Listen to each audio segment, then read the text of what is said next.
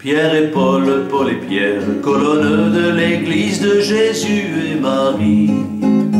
Pierre et Paul, Paul et Pierre, ont bâti tous les deux l'église de Jésus-Christ.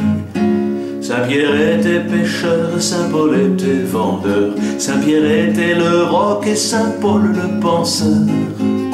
Saint-Pierre en un coup d'œil avait choisi son maître, Saint-Paul en un instant avait trouvé son maître.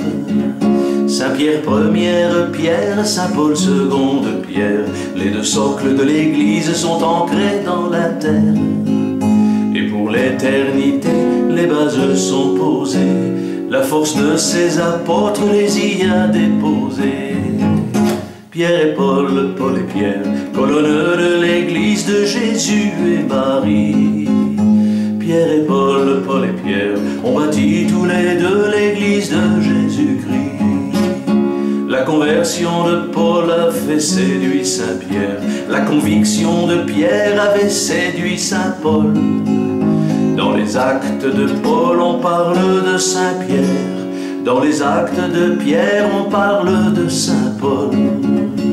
Et la main dans la main, les apôtres parviennent à convaincre les peuples qui jusqu'à haut s'en viennent. Dans les tout premiers temps, les apôtres ont conquis, pour les tout derniers temps, les apôtres de Marie.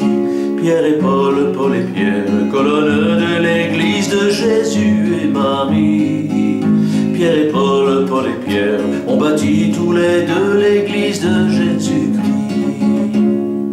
Et Saint-Pierre a serré la main de l'ami Paul, qui lui a mis la main autour de son épaule. Ils sont partis ensemble pour parcourir le monde. C'est sur leur témoignage que l'église se fonde. Pierre à Capharnaüm et Saint-Paul à Damas, pour le monde ébahi, ont bien laissé leurs traces. Ils enseignaient partout l'amour du Sacré-Cœur, qui par amour pour nous a offert son cœur. Pierre et Paul, Paul et Pierre, colonnes de l'église de Jésus et Marie. Pierre et Paul ont permis aux apôtres de Marie de bâtir avec eux l'église du Saint-Esprit. Pierre et Paul, Paul et Pierre, colonnes de l'église de Jésus et Marie. Pierre et Paul ont permis aux apôtres de Marie de bâtir avec eux l'église